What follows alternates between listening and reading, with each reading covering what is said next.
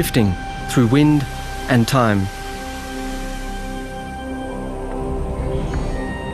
Rising from the desert rock are the marks of man. Remnants of their tools remain, but the intellect that conceived these marvels is shrouded in mystery. New research sheds light on some of the most persistent questions about what the ancients knew. I've always been fascinated by ancient civilizations, and it is a fascination driven above all by the grand monuments the ancients have left behind. But the more I study those monuments, the more I learn about them, the more my mind keeps returning to the same simple but perplexing questions. What was the science, what was the technology that made these monuments possible? Where did it come from, and what were its legacies?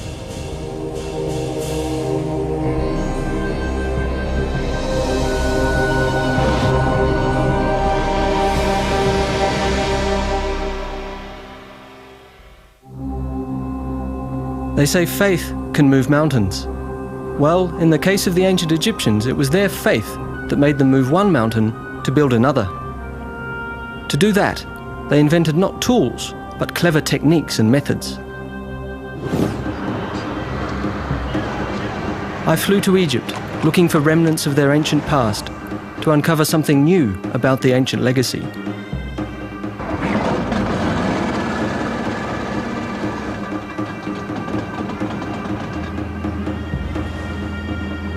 Following the legendary Nile was like stepping back in time, entering an ancient maze of mystery that has led us to the tangible examples of the ancients' knowledge and insights. The earliest Egyptians lived in a world without science, in a world full of mysteries with few explanations. Their legacy began 7,000 years ago, when they sought to harness the Nile. Every year the river flooded following the snowmelt in the Ethiopian mountains 1,200 miles away. For the most part, the flood was a blessing, because during drought time there was starvation. But the flood brought ample crops and life. Mind you, 97% of Egypt today is desert, and the Nile was and is the main source of water. Thinking about their environment, the ancient Egyptians began to develop methods utilizing nature to their advantage. Mimicking the natural basins that retained water when the river receded, they built canals to direct the natural flow even to distant fields, where the Nile left behind nutrient-rich soil once the water evaporated. The Egyptians invented the world's first irrigation system, and the Nile became the key to their success. With a lot of time on their hands to think and wonder, the ancient Egyptians detected natural rules and cycles. The predominant force in their lives was the river. In a time before the era of hieroglyphs, we know that the ancients tried to predict its flood levels by carving markers into the rocks. Given their total dependence on the Nile, the Egyptians needed a way to forecast its behaviour. Eventually, they built this pit designed to trap the rising water. They developed a Nilometer, a simple yet effective method. It could take various forms, but here on Elephantine Island at Aswan, it was a row of steps with a height in cubits carved into the wall. From the height the river reached, they knew what the year ahead had in store. A height of 18 cubits meant famine, 24 meant abundance, and 27 foretold disaster. The Nilometer was a sign of life.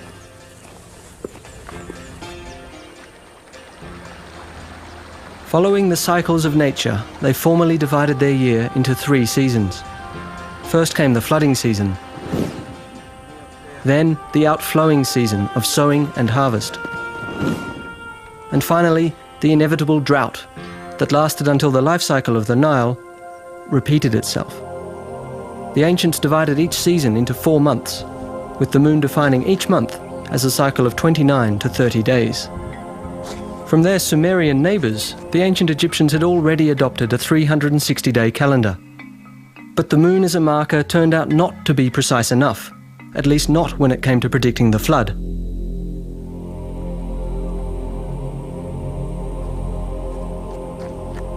Eventually, they looked for another solution, one that would have far-reaching consequences. Step by step, they tried to find ways to order their world.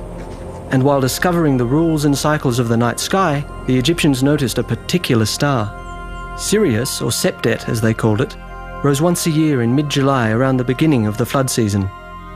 From then onward, this night marked the ancients' New Year, an annual cycle of 365 days, just like our year today. Their desire to divide the day and calibrate time motivated the Egyptians to create markers of their own. I went to see this 3,500-year-old marker in Cairo. Though across Egypt, obelisks like these were already in use 2,000 years earlier. Like giant sundials, the ancients could tell from their shadow what time it was. But how do you know what time it is when no obelisk is nearby? By around 1500 BC, the Egyptians had invented a portable sundial. The principle was simple. They pointed an L-shaped scale bar toward the sun to create a shadow. For accuracy, a plumb bob helped keep the instrument level. If held horizontally and pointed directly at the sun, the shadow matched the width of the scale bar. And where the shadow falls tells you what time it is. You have, in other words, a clock. For the first time in history, the ancient Egyptians formally divided the day, even though not into hours, but into 24 parts, just like we do today. As they gained more insights into nature's rules and cycles, there remained one mystery to unravel. The sun died in the evening to be reborn the following day. The Nile flooded each year, its waters bringing life, but as the waters receded, there followed death. From this natural cycle, the ancients must have concluded there was more to life than met the eye. There were two sides to the coin. On this side, life, on the other, the afterlife. But there was a catch. Just as you needed a body for this life, so you needed a body for the afterlife, ideally your own and intact. And that would have a ripple effect.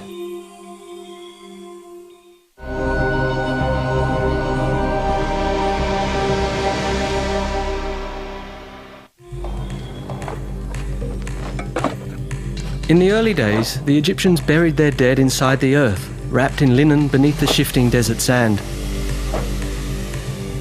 But sandstorms would regularly devastate their gravesites and scatter the remains of the ancestors across the desert floor, destroying the bodies they so desperately needed, because without an intact body, they believed, there was no afterlife. So they began to find other methods and dug deeper into the desert rock, creating safer resting places. That is, for those who could afford them. Tomb construction followed a basic design. They dug a shaft with one or more chambers at the bottom. Once the deceased was placed inside, the shaft was sealed with sand or a heavy rock, and the entrance covered with mud bricks. This is one of the oldest mud brick tombs remaining. And while this is a large one, they took on individual sizes and shapes.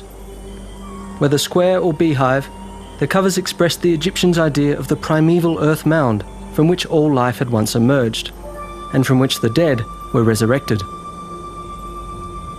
As longevity became an issue, they replaced mud brick. For regal burials, the ancients now used stones, still shaped like mud bricks, but they were more durable. With stone, the Egyptians built among the oldest superstructures in human history. These are mastabas, flat rectangular tombs, an Arabic term for stone bench.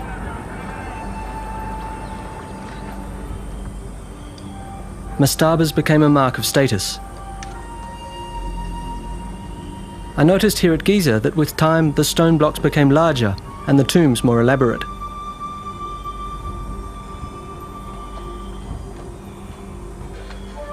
This was a burial shaft.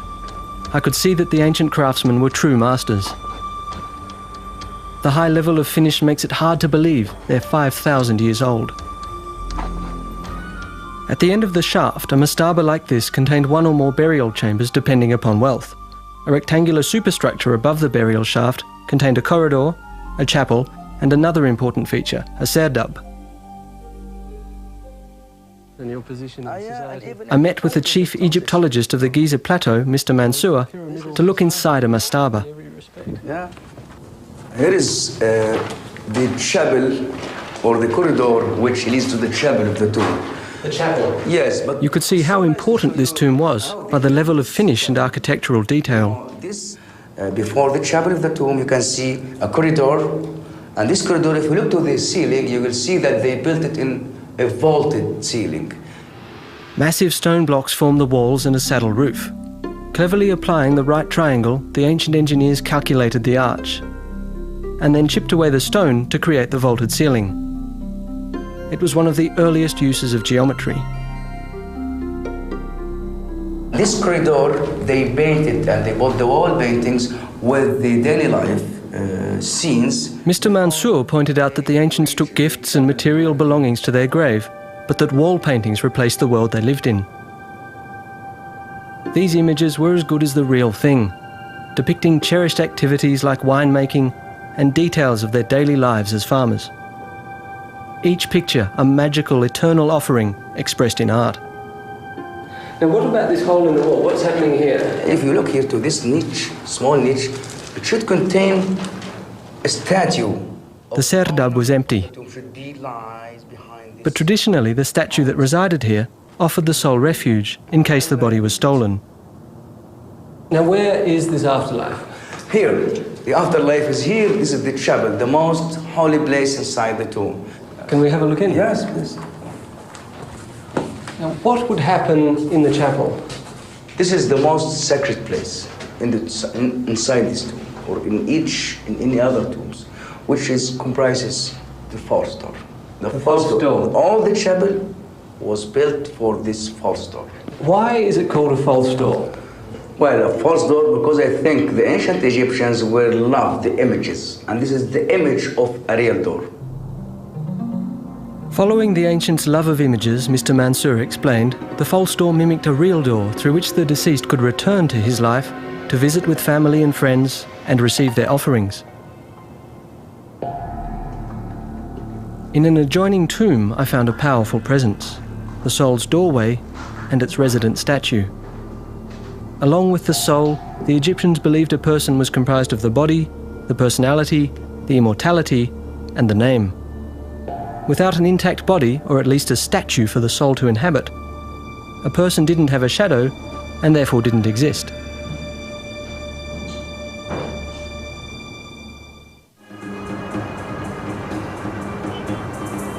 Modern Cairo today is home to 30% of Egypt's entire population. Like in ancient times, life still revolves around the Nile. And farming still remains a central part of it. The ancients used basic tools, yet they developed creative and intelligent methods, like the world's first irrigation system, to produce enough food to sustain an entire nation. But the Egyptians capitalized on yet another gift from the Nile, one that has left its permanent mark in world history: papyrus. The Egyptians invented one of the first portable recording mediums in the ancient world. To make a sheet of papyrus, they cut the inner pith of the stalk into strips. Then they'd soak them and arrange the pulp strips at right angles.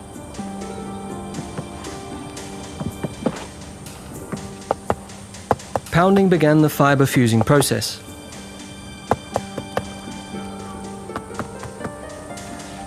Heavy weights further fused the plant cells after forcing the air out, reducing the thickness by about 75%. Air drying compressed the fibres by another 5%. Much of what we know about Egyptian tomb construction comes from papyrus records. But to appreciate these marvels, there's nothing like seeing the real thing. So I went to Saqqara, where it all began. Around 2600 BC, Imhotep, physician and architect to the pharaoh Zoser, came up with a tomb that was fit for a king. He had cared for the pharaoh's body in this life. Now he built him a home for the afterlife. Imhotep was considered a genius because he took mastaba design to the next level, literally, sparking a whole new era.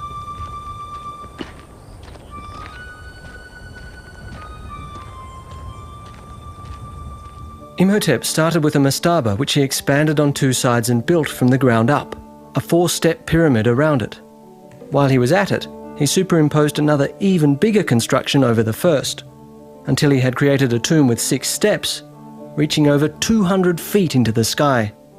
The subterranean chambers he connected by a 3.5-mile-long maze of shafts and tunnels. Really unbelievable if you think about it.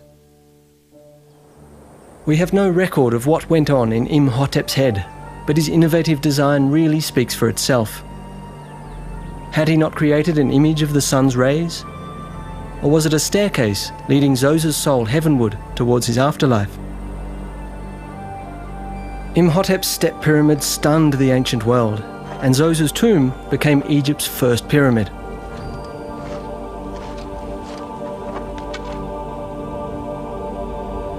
Trial and error, success and failure.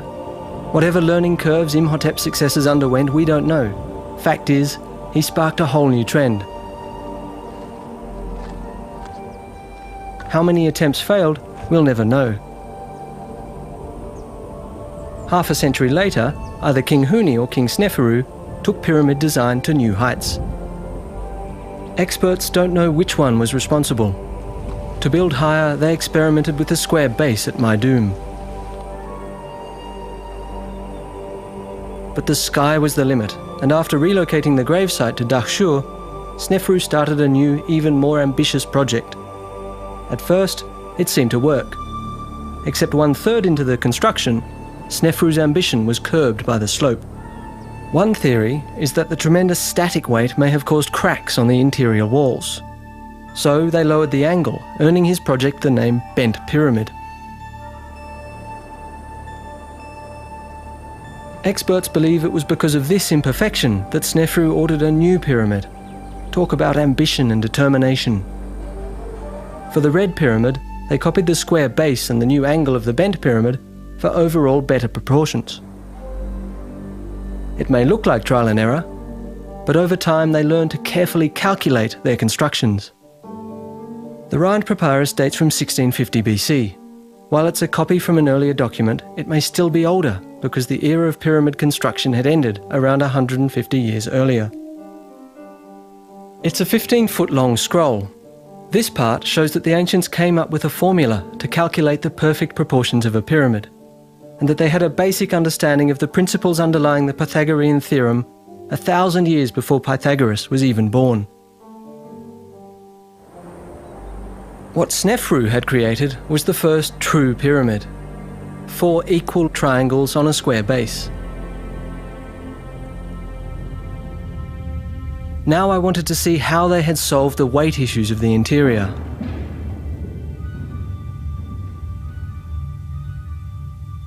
A corridor leads into 2 antechambers and 1 burial chamber. They're located in the centre, about 90 feet below the entrance.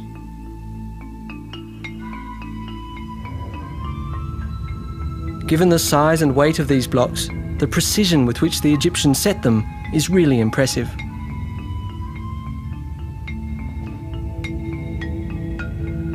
So this was how they distributed the massive weight.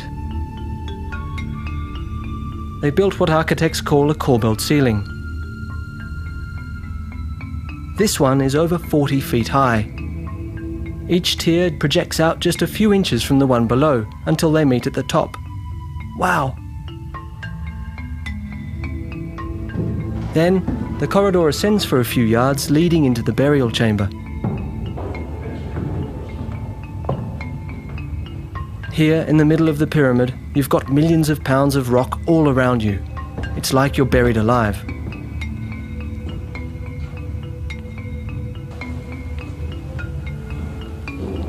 The robbers have long since cleaned this place out, but the air in here smells like it hasn't changed in thousands of years. No fresh air gets in through this narrow passage, although the ceiling is 50 feet high. Stuffy doesn't come close.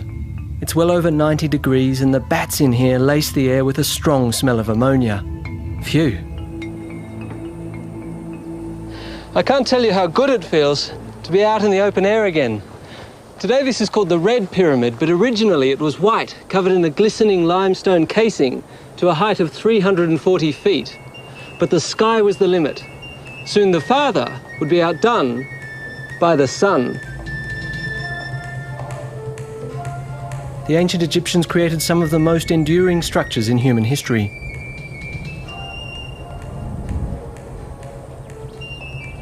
Especially once they mastered the 6 major construction aspects that are consistent for all 80 or so pyramids they built.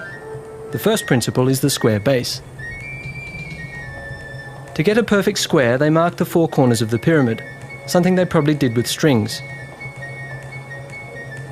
Precision is important, because if the sides aren't exactly even, you'll run into problems higher up. In a second phase, they built a rough, stepped core, like here at Giza outside Cairo, where it's possible to see the various layers. Much of what remains today is this core. This one is the biggest pyramid of them all. It is the tomb of Pharaoh Cheops, who ruled Egypt in the middle of the 25th century BC. Rising almost 500 feet above the desert floor, this was the tallest building in the world for nearly 5,000 years. Nobody knows exactly what their techniques were, because over time the traces of their construction methods have been erased, eternally sparking new theories.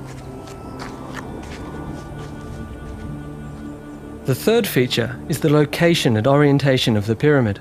Since King Sneferu, all pyramids now faced east-west, equating the life and death of the king to the rising and setting sun. Orienting the pyramid in the right direction seems to have been no problem for the ancients, because the mean error on most pyramids is less than 1 degree. Selecting the location also included the aspect of sufficient construction material. For the foundation and the inner core, they used as many limestone blocks as possible from the immediate site. Experts have done the math. A pyramid like this required nearly 2.5 million stone blocks, a virtual mountain.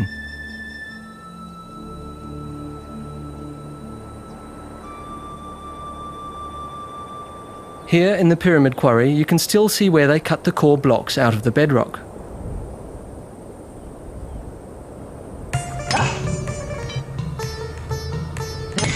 Even today, quarrying is hard work and takes a lot of muscle, both human and mechanical. The comparison between our modern equipment and their techniques makes their accomplishments appear even more amazing. At an ancient quarry in Aswan, in the south of Egypt, I came to appreciate their determination.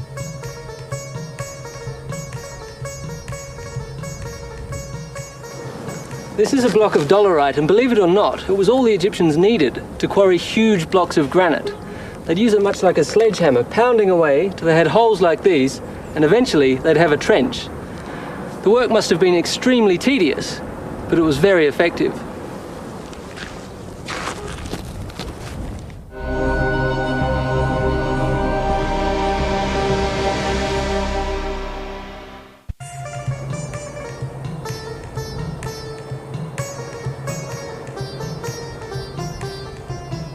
I met with Dennis Stocks, an expert and author of a book on stoneworking technology in ancient Egypt. It's a question of a grid pattern to isolate blocks ready to extract them to put into the pyramid. He explained how they moved these blocks to build the pyramid core. Given the different sizes, they probably used various methods. In some cases, they probably dragged the blocks, while in others, they used sleds and wooden rollers. With simple wood levers, they most likely set the larger blocks in place.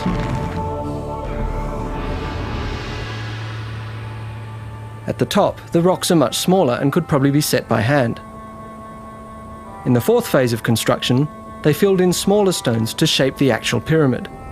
The trick was not so much the perfect shape of each block, but the overall height of each course, which had to be absolutely even and level. As you can see, the pyramids are built out of stones of all different shapes and sizes. Some as large as a truck, others the size of a fridge, all fitted exactly together. But as if that wasn't hard enough, the builders had to maintain a constant angle from one course of stones to the next. Only that way could they give the facade the smoothness of a piece of glass and maintain the angles with a razor-sharp precision.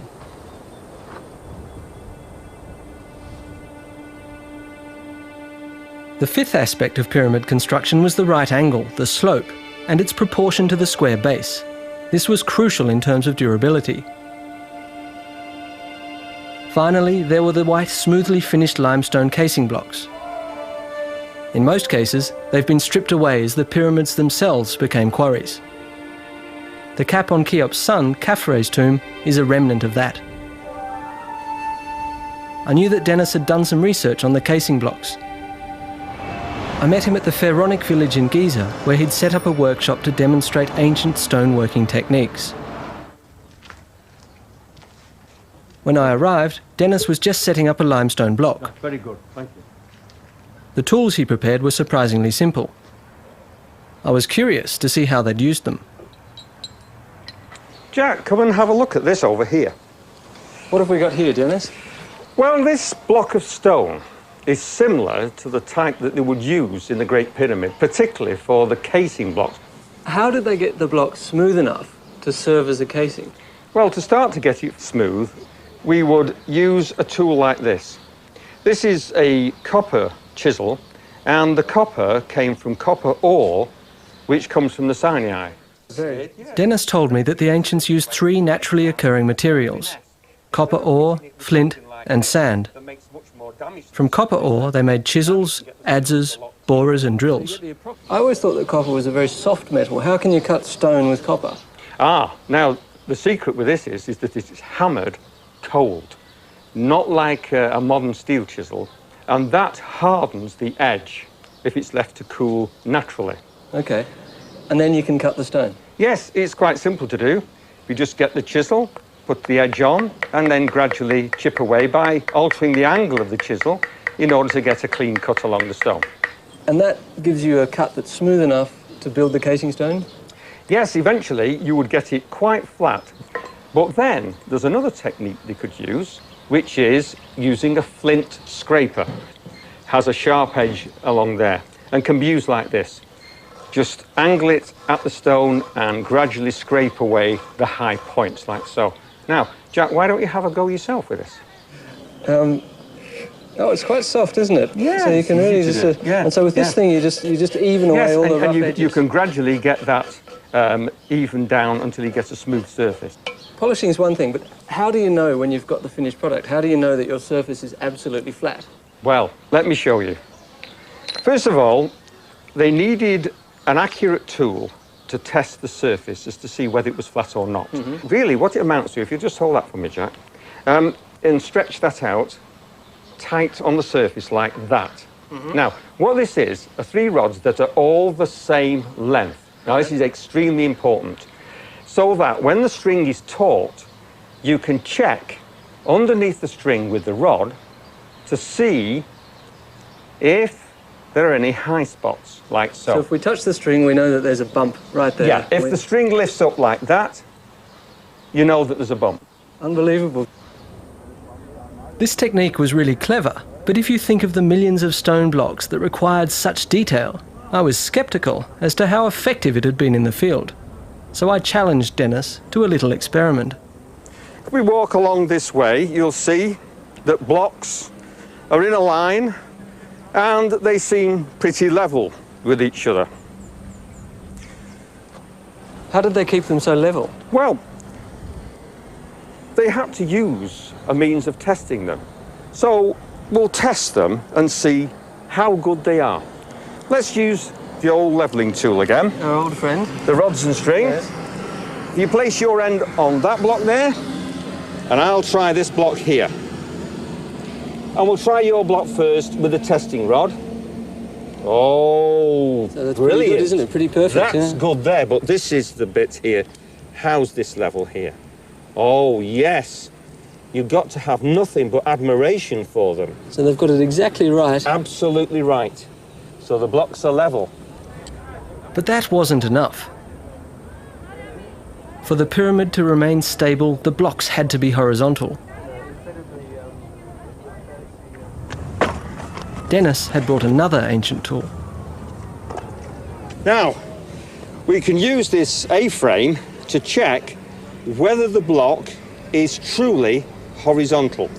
Horizontal, like a surface of water. Yeah, in fact, we can use the surface of water to check that the frame is accurate.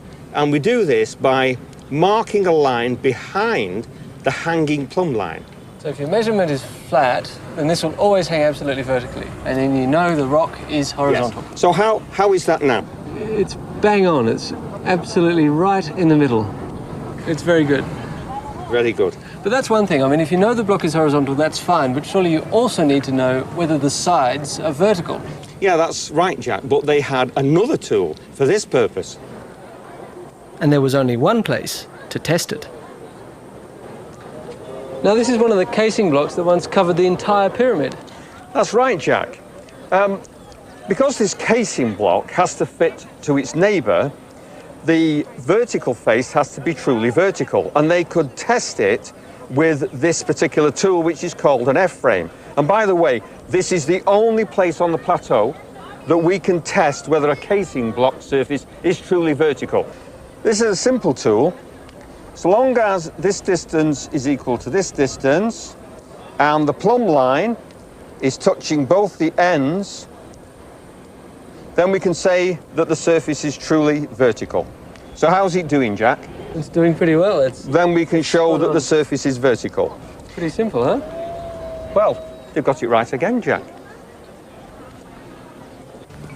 I wondered who the people were who dragged heavy stones up to the pyramids day after day during the 20 to 30 years of construction that it took to build these giants.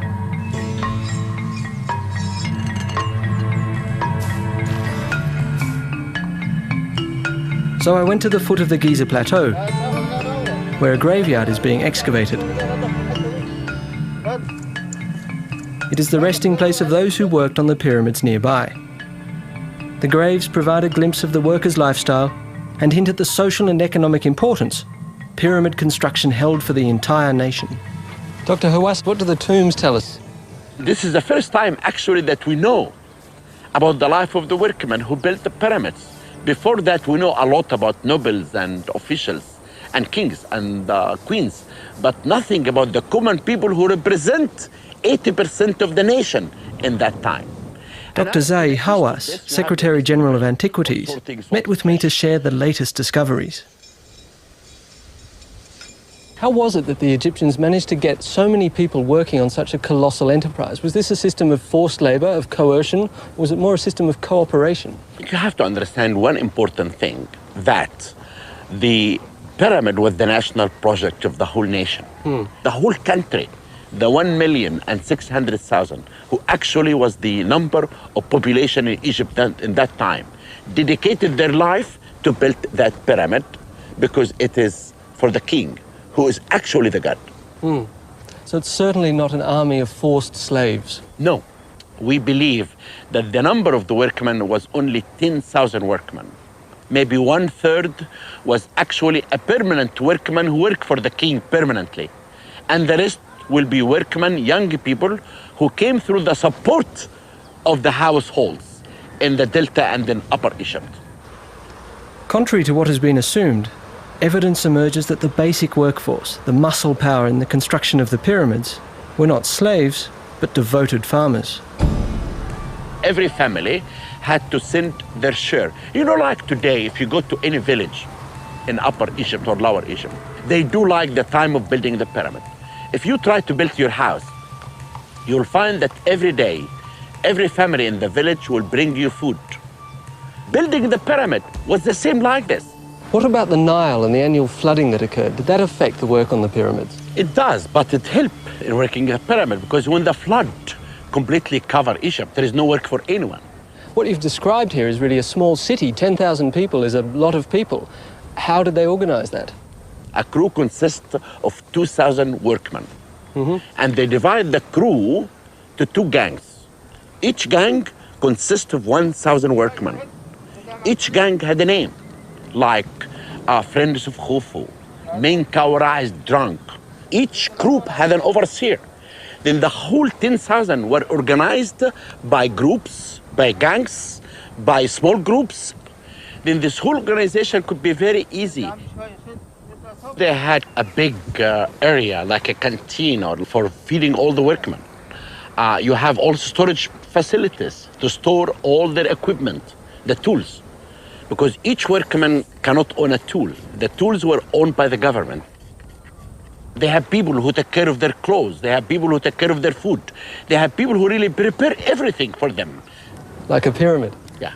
Why do you wonder all the time about building the pyramid?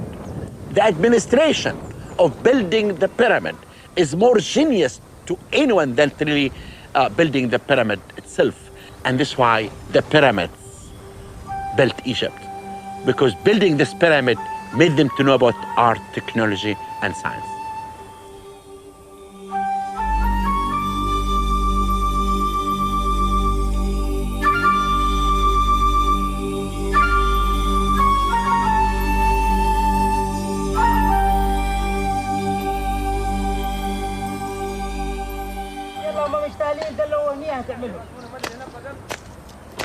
I came to realise how much of what the ancients knew reverberates across time while walking through modern Aswan. I happened to pass by a construction site where the techniques were strikingly similar to the ancient methods. Simple tools, muscle power and knowledge passed down for generations were all they needed to encase a slope. Strings are still used to keep the surface level. There, like a slice out of time, I saw what it may have looked like thousands of years ago in ancient Egypt. The Egyptian faith in an afterlife spurred not only science and technology, but commerce. Like modern Cairo, the workers' village required a huge amount of supplies on a daily basis.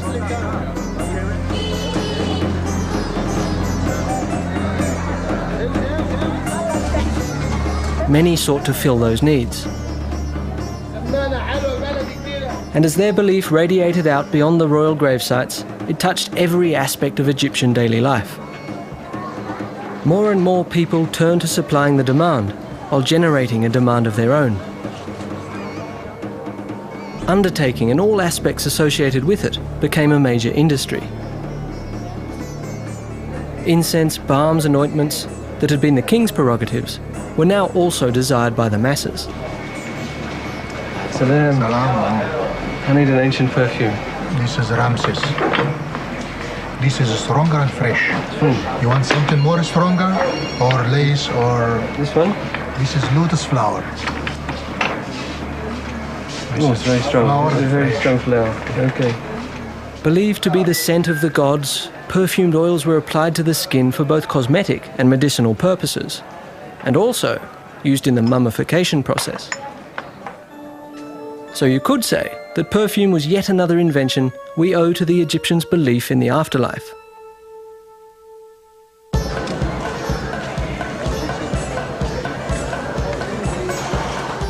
They also created one of the world's most enduring fascinations. In the Cairo Museum, I saw some of the stunning results of the ancient undertakers' art and science.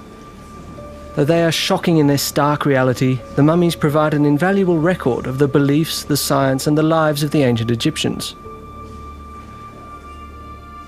6 feet tall, 90 years old, the father of 100 children during a reign of 70 years, the legendary Ramses II surpassed all Egyptian rulers.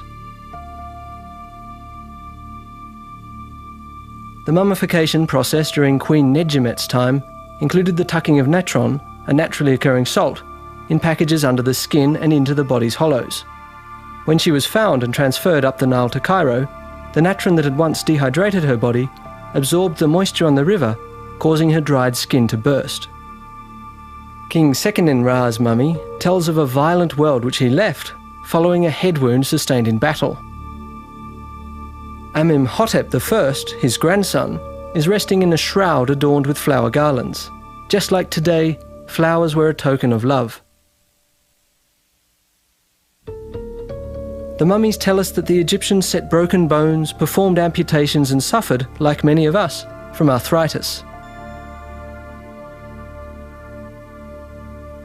These silent messengers bear witness to a mastery of technology and an astonishing depth of knowledge.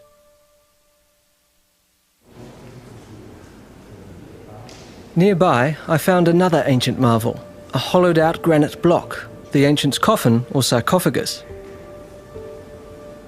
The surface was astonishingly smooth. Cleverly, they cut the lid from the same block. An amazing piece of expert craftsmanship and precision. It really makes you wonder. Working granite requires a lot of mechanical force, where we use hydraulic equipment. All the Egyptians needed was a simple yet nifty technique.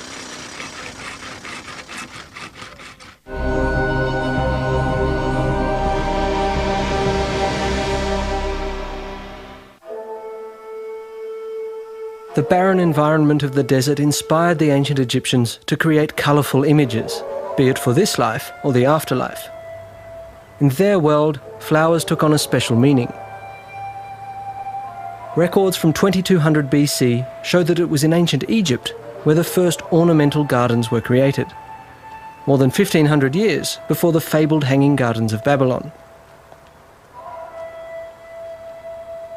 Solely a prerogative of royalty, some say the ancient gardens were an expression of the god king's might, so powerful he could grow flowers where nature did not. But the ancients saw more in them. They were an image of rebirth and regeneration, tokens of love and worship for the passage from this life to the afterlife. Placed with the mummies inside their coffins, flowers were believed to protect them for an eternity, and granite, so they believed, provided the ultimate insurance. On the Mohs scale of 1 to 10, granite is a 7, making it at least as hard as steel. Just how they were able to hollow out a piece of rock this hard was a question for ancient technology expert Dennis Stocks. You know, one of the most difficult things that the Egyptians had to do, a very mystifying process, is how did they drill the holes in solid rock? Anyway, this is the way that they did it. First of all, they had a copper tube which had a shaft of wood driven part way into it so that there's a space in the tube underneath. Then they could get the tube in position, and the cutting agent is just common desert sand. So that's, you're just pouring sand in there so that the copper has a sharp edge to cut. Yes. Now, we've got a long bow here with a rope on which has been given a double turn around the shaft. Now, there's only one component to put in place. Can we put the top capstone on? Now, this is just to put in position for the shaft to rotate in while the bottom rotates in the hole. So if you'd like to take hold of this... So this is what holds the drill in place, hold that, yeah? and like don't that? put any pressure on. And while the two operators turn the drill, the sand is now steadily and slowly but surely cutting its way right through the stone. And the only limiting factor is our strength and the length of the copper tube. Right. So it's a very good technique, and of course it's very, very economical. Why? Because you're only drilling the circumference of the tube out. The core can be knocked out later, and you're left with a hole. Super technology, really is.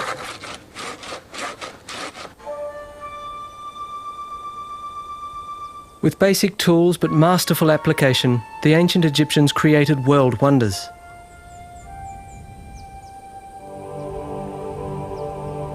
And while their knowledge and experience grew, the craftsmanship of the pyramids went downhill.